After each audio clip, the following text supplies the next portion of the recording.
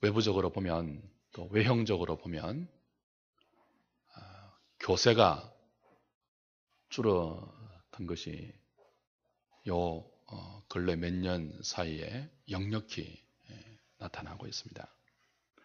몇몇 대형 교회를 제외하고 거의 모든 한국 교회 교세가 아주 급속도로 약화되고 있습니다. 내면적으로 봐도 오늘 우리 주위의 교회들의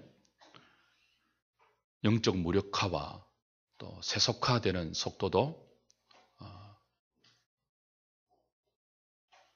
외형적인 교세 약화와 약화에 절대로 뒤지지 않는 속도로 빠르게 세속화되어 가고 있는 것 같습니다. 한국 교회가 이렇게 외형적으로 또 내면적으로 약화되는 많은 이유에 대해서 사람들이 다각도로 원인을 분석하고 또 처방을 이렇게 내어놓습니다.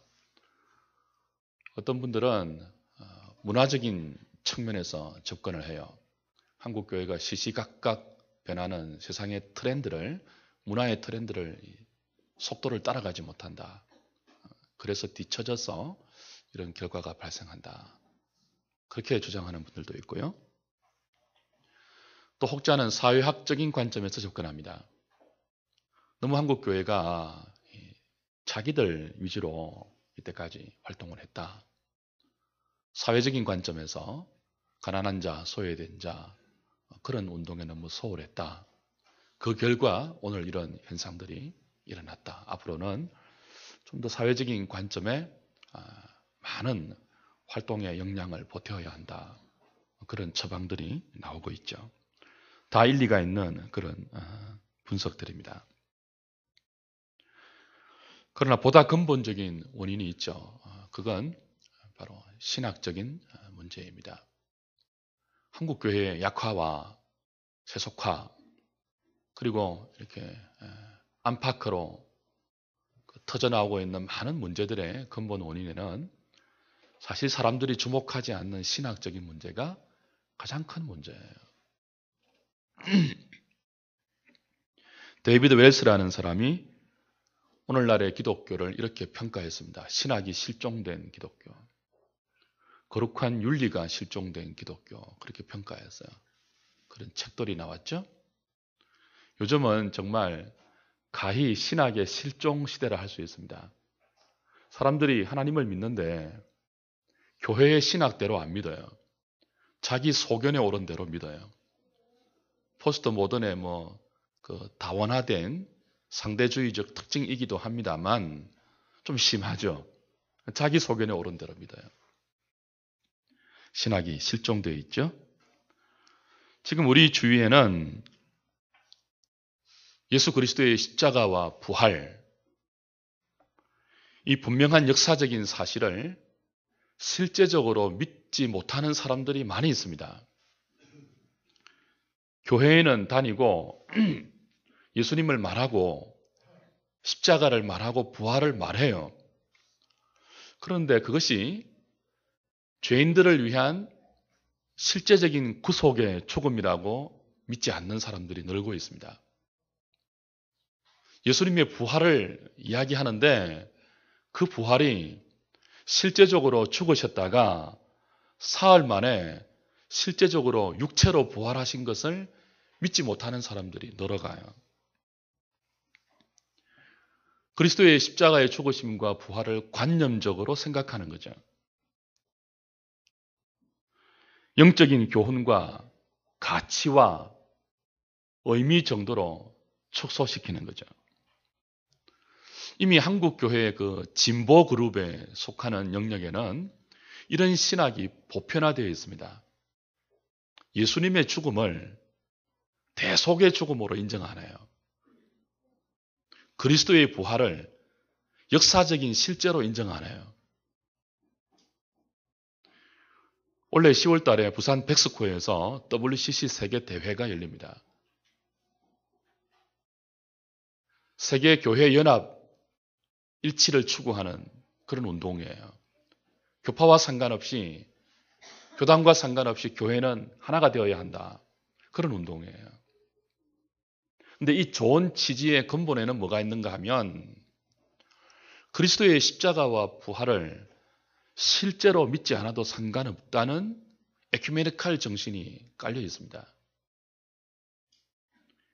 그 그리스도가 주신 교훈, 그분의 생애가 우리에게 끼치는 가치와 의미, 그거로 하나 되자는 거예요. 십자가를 실제로 믿든지 그리스도의 부활을 실제로 믿든지 그거 상관없이 모든 보편 인류가 하나의 가치로 뭉칠 수 있는 그 교훈과 의미로 하나 되자는 거예요. 이런 생각이 오늘 팽배하게 된 그 사상적인 배경에는 전에도 말씀드렸다시피 관념주의 철학의 영향이 있습니다. 이 시대의 그 사상적인 배조에 가장 큰 영향을 미친 사람이 소위 말하는 관념주의 철학의 대부인 임마누엘 칸트죠. 인식론의 코페르니쿠스적 전환을 갖고 왔다고 평가받는 이 비판주의 철학자, 순수이성 비판, 실천이성 비판, 판단력 비판, 이 책을 통해서 비판이라는 제목을 붙였기 때문에 이 사람이 별명이 비판 철학자예요. 근데 이 칸트의 관념주의 철학이 오늘 이 현대 기독교 안에 너무 큰 영향력을 미쳤어요. 이분의 주장은 뭐 쉽게 말하면 이래요. 우리 기독교 쪽으로 좀 적용을 하면 하나님이 있는지 없는지 인간의 순수한 이성으로는 인식하지 못한다는 거예요. 인간의 이성은 시간과 공간이라는 인식의 틀이 주어져 있고 그 인식의 틀 안에서 시간과 공간이라는 이성이 인식할 수 있는 틀 안에서 사람이 경험한 그 경험의 테두리에서 있는 존재만 인식이 된다는 게 순수 이성 비판이에요. 사람이 경험하지 못한 것은 인간의 이성으로 포착이 안 된다는 거예요. 그러니까 하나님은 시간과 공간을 초월한 초월자잖아요. 우리 인간의 이성이라는 인식의 틀에 매여 있는 분이 아니잖아요. 하나님은 인간의 오감이 경험할 수 있는, 눈으로 볼 수 있는 육체가 아니잖아요. 손으로 만질 수 있는 물리적인 존재가 아니잖아요. 귀로 들을 수 있는 감각적인 존재가 아니잖아요. 하나님은 영이신이 그랬거든요. 영이신 분이란 말이에요. 그 시간과 공간을 초월해 계신 전능하신 하나님. 우리 인간의 경험을 벗어나서 계신 무한한 하나님. 그 하나님이 인간의 이성에 포착이 안 되고 인식이 안 되기 때문에 하나님이 계신지 안 계신지 모른다는 게 칸트가 순수 이성 비판에서 절대자를 향해서 하고 있는 논리입니다. 이건 천국과 지옥에 관해서도 동일하게 적용될 수 있는 논리예요. 천국과 지옥은 우리의 시간과 우리의 공간으로 가보지 못한 영역이에요. 육체를 가진 우리 인생들이 보편적으로 아무도 갔다고 돌아온 적이 없는 그런 곳이에요. 그러니까 시간과 공간이라는 인식의 틀 안에서 우리가 경험한 존재 밖의 공간이 천국과 지옥이라는 내세이기 때문에 칸트에 의하면 내세가 있어요, 없어요? 있는지 없는지 몰라요. 인식이 안 되니까 모르는 거예요. 그런데 있는지 없는지 모르는 하나님을 칸트는 그의 책 두 번째 실천이성 비판에서 하나님이 계신지 안 계신지 모르겠지만 천국과 지옥이 있는지 없는지 모르겠지만 필요하다 그럽니다. 하나님이 필요하대요. 그분이 계신지 안 계신지 모르겠지만 우리에게 필요하대요. 왜냐하면 인간의 행복한 삶은 양심에 따라 살 때 우리 속에는 도덕률이 있다고 그러죠. 밤하늘에는 반짝이는 별들이 있다면 우리 안에는 양심률이 있다, 도덕률이 있다 그랬습니다.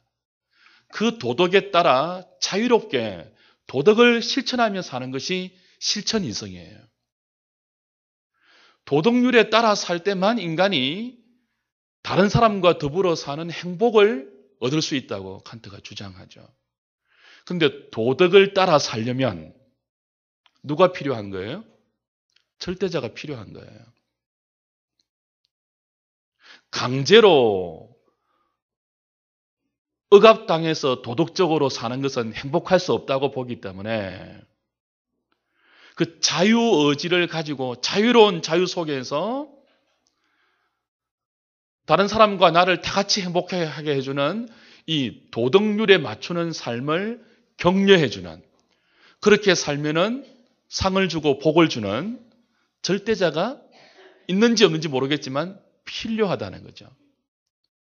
또 도덕적으로 못 살면, 도덕적으로 살지 못해서 남에게 위해를 가하는 사람들에게 벌을 주는 판단자, 절대자가 필요하다는 거죠. 그러니까 하나님이 있는지 없는지 모르겠지만 뭐는 한 거예요? 필요는 하죠.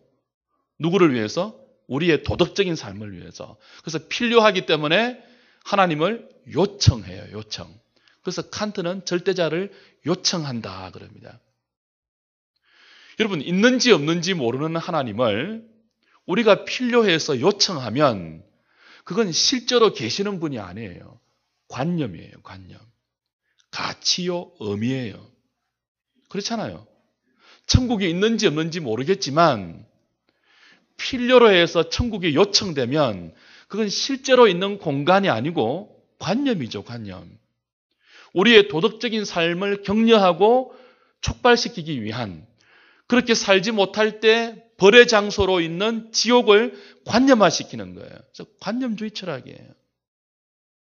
이 영향이 오늘날 기독교 안에 맹렬하게 들어와 있습니다. 그래서 예수 그리스도의 십자가, 그리스도의 부활하심, 이런 것들이 실제가 아니라고 보는 거죠. 우리의 이성으로 경험하지 못한 것이 부활의 영역 아닙니까? 어떻게 사람이 죽었다가 살아날 수 있습니까? 이성이 그걸 수납 못한다는 거예요. 납득이 안 된다는 거예요. 그럼에도 불구하고 뭐죠? 필요하다는 거죠. 무엇으로? 교훈으로, 가치로, 의미로 관념화된 기독교 신앙이에요. 서로 사랑하며 사는데 그리스도가 주신 교훈을 더 가치롭게 만드는 것이 뭐예요? 제자들이 신화로 꾸며낸 부활 사건이라는 거죠. 이건 실제가 아니고 제자들이 예수 그리스도가 남겨주신 교훈을 후세에 잘 전달하기 위해서 신화화했다는 거예요. 실제로는 뭐예요? 기절했거나 제자들이 예수님의 시신을 도둑질해서 부활했다고 거짓말을 유포한 것인데, 그렇게 해서 신화화해서 그 예수님이 부활했다고 신화화해서 제자들이 우리에게 뭘 지금 촉구한다는 거예요? 서로 사랑하며 사는 삶, 그래서 모두가 행복해질 수 있는 어떤 인간의 공통적인 보편 가치를 더 강화하기 위해서 제자들이 꾸며낸 이야기라는 거죠. 성경을 이렇게 믿으면요, 예수 그리스도의 부활을 이렇게 접근하면 똑같이 부활을 믿는다고 말로는 고백을 해요. 똑같이 예수를 믿고 그리스도의 부활을 이야기하고 십자가를 이야기하는데 그 내용이 완전히 다른 거죠. 진짜로 부활하신 것으로 믿어요, 안 믿어요? 안 믿어요. 그들이 예수의 부활을 믿는다는 것은 대부분 어떤 의미예요? 교훈과 가치와 의미고 관념이에요. 관념. 사랑하는 여러분, 우리가 믿는 하나님이 있는지 없는지 모르시는 분이에요? 여러분이 그런 하나님 믿으세요? 아, 그분 있는지 없는지 모르겠는데 위로가 된다, 내 삶에. 힘들고 답답할 때마다 하나님 이름 부르면은 심리적으로 위안이 된다. 그래서 여러분이 요청하는 분이에요? 여러분은 있는지 없는지도 모르는 분을 믿는 거예요? 그렇지 않죠? 여러분은 있는지 없는지 모르는 천국을 소망하는 거예요? 안 그렇죠? 기독교 신앙은 관념에 근거하는 것이 아니고 분명한 역사적인 사실에 근거해요. 고린도전서 15장, 오늘 우리 교동문을 읽었는데 거기 보면 예수 그리스도의 부활을 목격한 증인이 500여 명 이상이라고 했습니다. 그리스도의 죽음은 로마 군인들이 예수님의 죽음을 실제적으로 확인하기 위해서 그 옆구리를 창으로 찔렀을 때 물과 피가 다 쏟아진 육체의 완전한 사망을 선고받은 그런 죽음이에요. 그리고 그 죽음은 죄 없는 하나님의 아들이 죄인의 인생의 죄를 대속하기 위한 구속의 죽음이에요. 민주화 운동하는 사람들이 자기들의 운동을 더 이렇게 막 촉매제로 사용하기 위해서 분신 자살하듯이 사람들의 무지함을 일깨우기 위한 도구로서의 실패자의 죽음이 아니고 대속의 죽음이에요. 대속의 죽음. 우리의 죄를 대신 짊어지시고 하나님의 저주와 심판을 온 몸과 영혼으로 다 담당하신 대속의 죽음이란 말이죠. 만약에 저와 여러분들이 믿는 기독교 신앙이 사실에 근거하지 않고 관념에 근거한다면 이건 다 무너지는 신앙인 것입니다. 기독교나 다른 종교나 개인의 신념이나 무슨 차이가 있겠습니까? 이게 가치에 불과하다면? 그리스도의 복음은 하나의 사상 정도가 아니죠. 의미 정도가 아니죠. 그리스도의 십자가의 죽으심과 부활을 의미 정도로 믿는 사람들은 사실은 하나님의 살아계신 능력을 다 빼버리고 식물인간처럼 믿는 사람들입니다. 여러분, 식물인간 같은 기독교를 믿는데 무슨 힘이 있겠습니까? 거기에서. 무슨 능력이 나오겠어요? 신학이 약화되고 신학이 실종되면 자연스럽게 기독교는 식물인간 같은 아무런 힘이 없는 관념에 머물러 있는 서로 사랑하자고 운동만 하는 그런 기독교로 전락하고 그런 교회에 모일 필요가 뭐 있습니까? 그 시간에 다른 데 가서 다른 일을 해도 똑같은 의미인데 이 시간에 예배 드리는 거나 야외에서 자연을 구경하면서도 그 의미만 실천하면 되는 것과 똑같은 의미인데 사람들이 왜 주일날 교회 나오겠어요? 자연스럽게 약화되는 거예요. 그러나 성경이 말하는 기독교 신앙은 절대로 그런 관념적인 신앙이 아니죠. 저와 여러분들이 믿는 하나님은 지금도 살아계셔서 온 우주를 통치하시고 우리의 생과 사를 주관하시는 섭리자요 창조주입니다. 그분은 실제로 육신으로 오셔서 실제로 우리를 위해서 죽임 당하셨고 실제로 사흘 만에 부활하셨어요. 그리고 성천하시고 실제로 믿는 자들에게 아버지와 더불어 성령을 보내셨어요.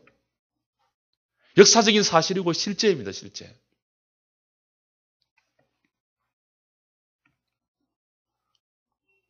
오늘 저와 여러분들에게 이 그리스도의 부활을 실제로 믿는 역사적인 사실로 믿는 그런 주님의 은혜가 있기를 바랍니다. 두 번째는 그렇다면 그리스도의 죽음과 부활을 역사적인 사실로 받아들이고 믿기만 하면 다 되는 것인가 하는 문제가 남아요. 우리 중에 아마 우리 교회에 계시는 분들은 다 그리스도의 죽음과 부활을 실제로 믿으실 거예요. 역사적인 사실로 믿을 거예요. 성경은 그것으로 충분하지 않다고 이야기합니다. 지식적으로 동의하고 또 우리가 그것에 인정한다고 전부가 아니다. 그렇게 오늘 바울은 빌립보서 2장 3장 7절부터 14절에서 우리에게 가르치고 있습니다. 우리가 인정하고 예수님의 죽으심과 부활이 사실이다. 역사적인 실제다. 인정하고 동의하는 그것이 오늘 저와 여러분들의 삶에 실제적으로 영향을 미쳐야 됩니다. 그게 부활신앙이에요. 오늘 저와 여러분들이 이것을 믿지 않는 사람들과 섞여서 똑같은 삶의 현장의 한 복판에서 더불어 살아갈 때 예수님의 살아계심이 부활하셔서 믿는 자와 함께 하시는 그 주님의 분명하신 살아계심이 오늘 그것을 믿는 여러분들에게 실제적으로 영향을 미쳐야 돼요. 영향을. 안 그러면 뭐에게? 관념과 똑같은 거예요. 우리 보수 진영은 다 예수님의 부활을 실제로 믿는 사람들입니다. 근데 우리 보수 진영의 지금 문제가 뭐예요? 그게 오늘 우리의 삶에, 오늘 현실에 이게 살아계신 하나님의 능력으로 체험되고, 그리고 그것이 우리의 삶을 좌우하는 가장 중요한 삶의 원동력으로 반영이 되지 않는다는 거예요. 그래서 우리는 흔히 보수주의의 형식화, 또 바리새화, 그리고 화석화라고 말을 하죠. 믿기는 믿는데 그게 우리의 실제적인 삶에 전혀 영향을 못 미치고 화석화되어 있는 거예요. 바리새인들처럼 형식화되어 있는 거예요. 자유주의의 관념화, 보수 진영의 화석화, 이것이 오늘 한국교회의 외형적, 내면적 약화의 가장 큰 원인이고 그 배후에는 신학의 실종이 있는 것입니다.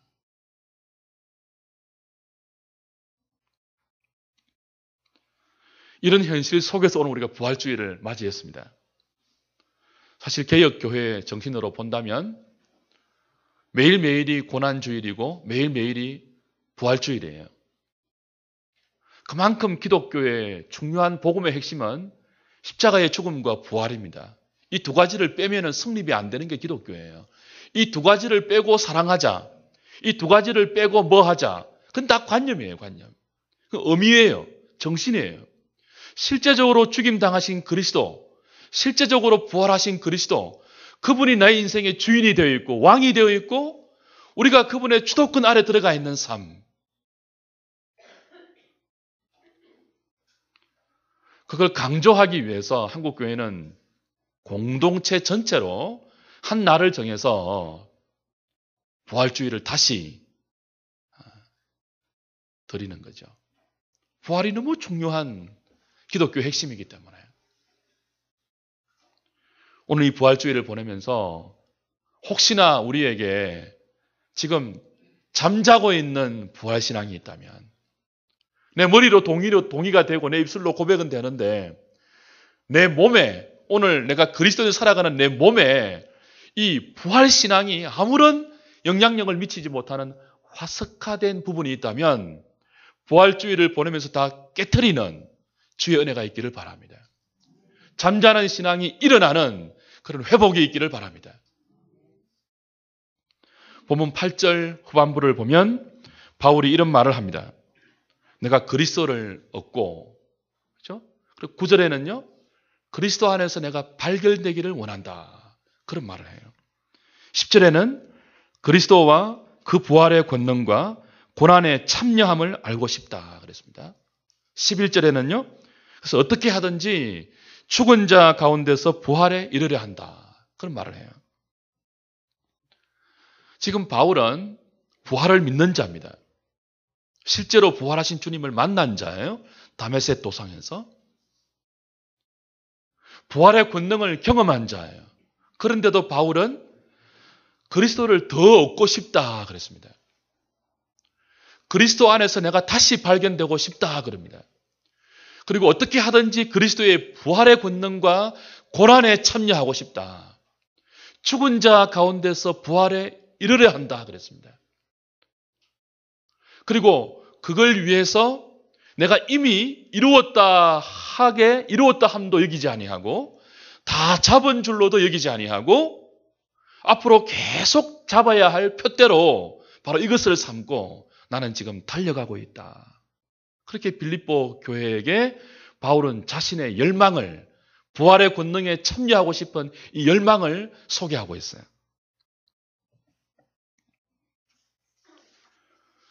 사랑하는 여러분, 왜 바울이 이토록 부활의 권능을 더 알기를 원하고 이미 부활의 권능을 알고 있고 이미 부활의 권능을 맛보고 있는 자임에도 불구하고 계속해서 그런 갈망을 갖고 있는 것일까요? 여기에는 로마서 7장에서 나오는 바울의 갈등과 깊은 연관이 있죠. 사실 우리에게 가장 큰 문제는 죄의 문제입니다. 죄의 문제. 죄의 문제를 해결할 수 있는 능력이 인간에게는 없어요. 우리 안팎에 있는 죄의 힘은 바울 당시에 로마 권력의 힘과 다른 어떤 세력의 힘보다 훨씬 큰 힘이었습니다. 이 죄는 우리로 하여금 원하는 선을 행치 못하게 하고 원치 아니하는 악을 행하게 해요. 여러분 조성모가 부른 가시나무새라는 노래 있잖아요. 내 안에 내가 뭐 한다고요? 너무나 많아. 당신의 쉴 곳 없어. 내 안에 내가 너무 많아요. 어떤 내가 있어요? 그리스도인 안에는요, 두 가지의 생명이 있습니다. 하나는 옛 생명이 있고, 하나는 새 생명이 있어요. 새 생명은 뭐예요? 하나님이 원하시는 선을 행하고 싶은 열망으로 드러나요. 그러나 동시에 또 다른 내가 있어요. 우리 안에는 옛자예요. 옛자. 그거 뭐죠? 원치 아니하는 악으로 나를 지겹도록 이끌고 가는 옛자가 우리 안에서, 중생한 그리스도인 안에서 끊임없이 갈등하고 다투고 싸워요. 죄의 힘은 그리스도인들에게도 뭐예요? 원하는 선을 행하지 못하게 하고 원치 아니하는 악을 행하는 강력한 힘으로 늘 우리 안에 도전되어 온단 말이에요. 죄의 힘이. 우리가 죄에서부터 구원함을 받았지만 아직 그 죄의 세력은 완전히 없어지지 아니하고 끊임없이 교회와 교회 안에 있는 주의 백성들을 끊임없이 유혹하고 우는 사자처럼 위협하고 공격한단 말이죠. 그리고 자칫 잘못하면 그 죄의 세력에 우리의 새 사람이 힘을 발휘하지 못하고 굴복당하여서 무너지고, 그죠? 실패하는 것들을 우리가 얼마나 많이 자주 경험해요. 여러분 매일 승리하십니까? 매일 그냥 하나님께 영광을 돌리고 사세요? 매일 정과 욕심을 다 잘 못 받고 매일 자기를 부인하고 매일 하나님 보시기에 아름다운 그런 삶을 여러분들이 사세요? 우리의 현실은 안 그렇잖아요. 바울도 그랬어요. 바울도. 그래서 정말 공고하다 그랬습니다. 바울이. 오호라 나는 공고한 사람이다. 이 사망의 몸에서 누가 나를 건져내라. 이 바울의 탄식이고 중생한 자의 탄식이에요. 우리 안에 그것이 있단 말이에요. 이미 부활의 권능을 경험하고 예수 그리스도를 실제적으로 부활하신 예수님을 실제적으로 만나서 그 주님이 인도하는 은혜를 충만하게 누리고 있는 바울인데도 여전히 뭐예요? 그런 죄의 공격들이 바울을 괴롭히고 있는 거예요. 이 죄의 세력에서 이기게 하는 것이 뭡니까? 요즘 우리를 힘들게 하는 것 중에 하나가 중독 문제예요. 중독. 그죠? 영어로 에디트라고 하잖아요. 에드 접두사 아닙니까? 몸을 더하는 거. 딕트. 말하다, 언급하다 뭐 그런 뜻이에요. 그러니까 끊임없이 자신의 주장을 더하고 더해서 말하는 것, 언급하는 것. 뭐예요? 중독이에요, 중독.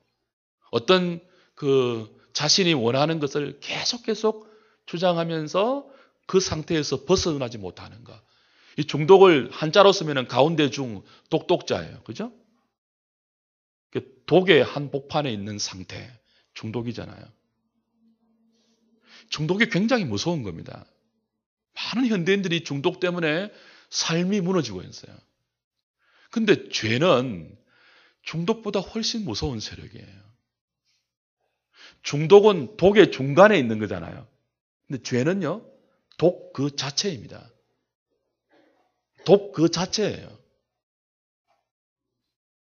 중독을 이기는 것보다 더 불가능한 것이 뭐예요? 우리 스스로의 능력으로 죄를 이기는 거예요. 인간의 능력으로 도무지 불가능한 것이 죄를 이기는 거예요. 죄를 이기는 것. 유일하게 우리의 죄를 극복하고 죄를 이기게 하는 것이 뭡니까? 부활의 권능이에요. 부활의 권능. 바울이 그걸 지금 말하는 거예요. 왜 이미 부활의 권능을 체험하고 부활하신 주님을 만나고 이미 그리스도 안에서 새로운 자기를 발견한 바울이 계속해서 끊임없이 나는 그리스도를 얻기를 원한다. 그 안에서 다시 발견되기를 원한다. 그리스도의 고난과 부활의 권능에 참여하기를 원한다. 어떻게 해서라도 그의 죽으심을 본받아 죽은 자 가운데서 부활에 이르기를 원한다. 그리고 그것을 위해서는 내가 이미 잡은 것으로 여기지 아니하고 온전히 이룬 것으로도 여기지 아니하고 표대를 향하여 달려가는 자처럼 달려간다. 그렇게 말할까요? 너무나 이게 필요하기 때문에 그런 거예요. 무엇이 너무나 필요하다고요? 부활의 권능이 한 번만으로 되는 것이 아니고 매일매일 필요해요. 매일매일 죄의 도전이 있고 매일매일 죄가 우리의 삶을 공격하기 때문에 그 죄를 바울 자신의 힘으로는 절대로 이기지 못하기 때문에 매일매일 부활의 권능을 그렇게 갈망하는 거예요. 더 주님을 얻기를 원한다. 더 주님의 은혜 안에 머물기를 원한다. 더 부활의 권능을 알기를 원한다. 바울의 열망이죠. 주 안에 사랑하는 여러분, 오늘 저와 여러분들에게 이 열망이 회복되기를 바랍니다. 하나님, 부활의 권능이 없이는 나는 오늘 또 실패하고 오늘 또 넘어지고 좌절하고 원치 아니하는 삶을 살 수밖에 없는 무능한 존재입니다. 머리 대신 주님, 부활하신 주님의 능력을 오늘도 나에게 공급해 주십시오. 그 능력으로 살게 해 주십시오. 기도가 필요한 거죠. 어떻게 이 부활의 능력을 경험할 수 있을까요? 믿습니다. 이렇게 하면 될까요? 나는 부활의 능력으로 살 줄 믿습니다. 그냥 막. 믿습니다. 100번 하면 될까요? 주기도문 5만 번 외우면 될까요? 40일 금식기도 하고 막 종교적인 황홀한 체험 가운데 들어가면은 부활의 능력이 우리한테 자동적으로 주어질까요? 그렇지 않습니다. 오늘 결정적으로 바울이 우리에게 가르치는 부활의 능력을 그리스도인들이 입는 방법은 10절과 11절에 있죠. 10절, 11절 보겠습니다. 내가 그리스도와 그 부활의 권능과 그 고난에 참여함을 알고자 하여 그의 죽으심을 본받아 어떻게 해서든지 죽은 자 가운데서 부활에 이르려 하노니. 다시 보죠. 내가 그리스도와 그 부활의 권능과 그 고난에 참여함을 알고자 하여 그 다음 뭐가 나와요? 그의 죽으심을 본받아 어떻게 해서든지 죽은 자 가운데서 부활에 이르려 한다. 그랬습니다. 한번 따라 할까요? 그의 죽으심을 본받아. 다시요. 그의 죽으심을 본받아. 이것이 그리스도의 부활을 머리로 믿는 관념신앙에 머무는 것이 아니고 믿기는 믿지만 화석화된 신앙에 머무는 것이 아니고 잠자는 부활신앙을 깨트리고 오늘 실제적으로 죄를 이기게 하는 부활의 능력을 맛보고 소유하는 유일한 비결입니다. 그게 뭐라고요? 그의 죽으심을 본받아입니다. 그의 죽으심을 본받아. 그리스도의 죽으심을 본받는 것. 이게 실제적으로 오늘 저와 여러분들의 삶에 부활하신 주님의 능력이 체험되어지는 신앙의 원리이죠. 그리스도의 죽으심을 본받는 것이 뭘까요? 고난주간이 되면 천주교에서 하듯이 비아 돌로로사를 순례하면서 나무 십자가를 실제로 이렇게 어깨에 짊어지고 막 걸어보는 것입니까? 실제로 손과 발에 못을 그냥 박아보는 거예요? 그게 고난에 참여하는 것입니까? 그게 그의 죽으심을 본받는 것입니까? 그거는 무지한 태도죠. 그의 죽으심을 본받는다는 것은 앞에 빌립보서 2장 6절 이하에서 너무나 분명하게 가르쳐주고 있습니다. 2장 5절부터 8절까지 보십시오. 너희 안에 이 마음을 품어라. 곧 그리스도 예수의 마음이니 그는 근본 하나님의 본체시나 하나님과 동등됨을 취할 것으로 여기지 아니하시고 오히려 자기를 비워 종의 형체를 가지사 사람들과 같이 되셨고 사람의 모양으로 나타나사 자기를 낮추시고 죽기까지 복종하셨으니 곧 십자가에 죽으심이라. 부활의 권능을 우리가 맛볼 수 있는 유일한 원리는 그의 죽으심을 본받는 거예요. 주님의 죽으심을 본받는 것은 주님의 죽으심이 어떤 죽음이에요? 죽기까지 복종하신 죽음이에요. 어디에 복종하신 죽음이에요? 아버지의 뜻에 복종하신 죽음이에요. 아버지의 말씀에 복종하신 죽음이에요. 아버지의 말씀에 자기의 뜻을 내려놓고 십자가로 가셔서 거기서 죽임을 당하신 것이 그의 죽으심을 본받는 거예요. 그러니까 우리가 그의 죽으심을 본받는 것은 다른 것이 아니에요. 오늘 그리스도가 그랬던 것처럼 우리의 뜻들, 우리의 계획들, 우리의 생각들과 하나님의 말씀들을 비교해보고 하나님 말씀의 원리에 맞지 않으면 그걸 내려놓고 그걸 포기하는 거예요. 하나님 말씀에 죽기까지 복종하는 것이 뭐예요? 그의 죽으심을 본받는 거예요. 그렇게 그의 죽으심을 본받아 말씀에, 하나님의 말씀에 여러분의 모든 삶을 복종시키는 삶을 시작하면 고난이 올지도 몰라요. 진짜 죽을지도 모르죠. 많은 손해와 많은 아픔과 많은 억울함이 있을 수 있겠죠. 이제는 죽었구나 하는 그런 지경까지 올 수도 몰라요. 하나님 말씀에 복종하게 된다면. 그러나 그것이 끝이 아니죠. 하나님 말씀에 우리가 순종하면, 죽기까지 순종하면 고난을 당하는 그것이 끝이 아니에요. 야, 죽었구나 라고 여겨질 그때에 죽은 자 가운데서 부활에 이르게 하는 하나님의 능력이 개입됩니다. 실제적으로 말해요. 실제적으로. 하나님 말씀에 우리의 삶을 꽁꽁 붙들어 메어서 내가 하고 싶은 것이 있어도 하나님 말씀이 하지 말라고 하면 그 말씀대로 한번 죽어보면 하나님이 살리시는 놀라운 기적이 있다는 거죠. 그래서 바울은 자기를 고린도 교회 가운데 소개할 때 이렇게 소개하잖아요. 내가 죽은 자 같지만 살아있다 그랬습니다. 죽은 것 같은데 이제는 죽었다 하고 같은데 살아나는 거예요. 내가 무명한 자 같으나 유명하다 그랬습니다. 내가 가난한 자 같으나 모든 것을 가진 부유한 자다 그랬습니다. 이게 기독교의 역설이고 비밀이죠. 이게 부활의 권능이 우리에게 주는 비밀이에요. 그의 죽으심을 본받는 것. 그럴 때 실제적으로 살아계신 하나님의 능력은 저와 여러분의 삶의 구석구석에 미치게 되는 것입니다. 사랑하는 여러분, 하나님 살아계십니다. 하나님이 관념이 아니에요. 여러분의 삶에 조금 더 영향을 미치지 못하는 그런 분이 아니에요. 근데 어떤 사람들에게 영향을 미쳐요? 죽기까지 말씀에 자기의 삶을 복종시키는 사람들. 그래서 고난을 당할 수도 있는 사람들. 그러나 그것을 감수하고 자기의 뜻을 하나님 말씀에 쳐서 복종시키는 사람들. 그들에게 부활의 권능은 하나님의 살아계신 실제적인 역사로 매일매일 삶의 일거수일투족 가운데 나타나고 경험되는 것입니다. 바울은 그것을 갈망한 것입니다.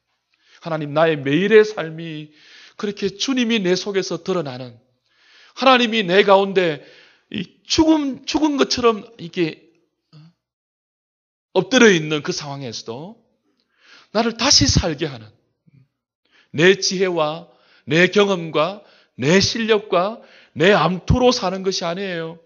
그 모든 것을 내려놓고 말씀의 원리대로 철저하게 복종하다 보면 우리가 상상하지 못하는 하나님이 인도하는 길이 있다니까요. 그 능력이 있어요. 그걸 부활의 권능이라고 말하는 거예요. 주 안에 사랑하는 여러분, 왜 이렇게 교회가 힘이 없을까요? 왜 이렇게 오늘 주를 믿는 하나님의 자녀들이 힘이 없고 당당하지 못할까요? 그의 죽으심을 본받아. 이걸 우리가 시작하지 않기 때문에 그래요. 그의 죽으심을 본받아. 말씀을 맺겠습니다.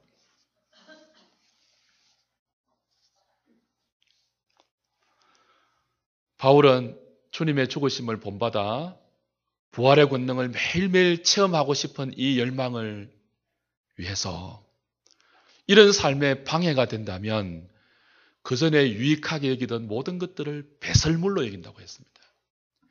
해로 여긴다고 했습니다. 오늘 저와 여러분들에게 이 은혜가 있으면 좋겠어요. 여러분, 그 전에 정말 좋게 보이던 것들을 배설물로 여기는 것은 하나님의 은혜가 아니면 안 됩니다. 그런 눈의 바꿈을 허락해 주셔야 되는 거죠. 하나님, 내가 이렇게 유익하게 여기고 좋게 여기는 이것 때문에 그리스도를 얻지 못하고 주님의 죽으심을 본받지 못하고 부활의 권능을 맛보지 못하는 그것이 되어 있다면 내게 참 유익하는 그것이 주님을 누리지 못하게 하는 방해물이 된다면 무엇으로 여긴다는 거예요? 배설물로 여긴다는 거예요. 배설물. 그죠? 똥으로 여긴다는 거예요. 그 은혜가 있기를 바랍니다. 그거 끌어안고 있으면은 부활의 권능을 맛보지 못한다는 거죠.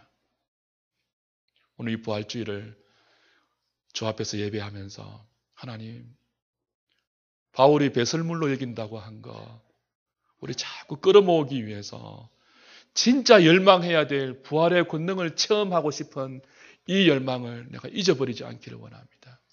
여러분, 그 열망 없으면 여러분은 죽은 거예요. 죽은 거. 오늘 여러분의 삶을 움직이는 열망이 뭡니까 도대체? 오늘 저를 움직이는, 우리 하늘의 공동체를 움직이는 가장 강력한 열망이 뭡니까? 바울처럼 그리스도를 얻고자 하는 열망인가요? 어떻게 하든지 그의 죽으심을 본받아 죽은 자 가운데서 부활에 이르게 하려는 열망인가요? 그리스도의 고난과 부활의 금령에 참여하고 싶은 열망이 오늘 저와 여러분들의 삶을 움직이고 있는가요? 그렇지 못한다면 오늘 우리는 한 명의 여유도 없이 이 은혜를 달라고 간구해야 합니다. 그냥 나가지 마시고 이 은혜를 달라고 간구하셔야 돼요. 하나님, 이 은혜 없으면 나는 살아있으나 죽은 자입니다. 나는 세상에서 유명한 자일지 모르겠지만 진짜 하나님 나라에서는 무명한 자입니다. 나는 부유한 자인지 모르겠지만 실제로 가난한 자입니다. 하나님, 오늘 이 부활 생명이 나에게 없다면, 이 부활의 권능이 나에게 없다면 이 은혜를 다시 주십시오. 그 기도 가운데 주께서 저와 여러분들을 불쌍히 보시고 우리의 눈을 바꾸어 주시고 그 열망을 사모하게 하시고 그 열망으로 살게 하시는 그런 복이, 그런 은혜가 오늘 저와 여러분 모두에게 풍성히 임하기를 우리 주 예수 그리스도의 이름으로 축복합니다.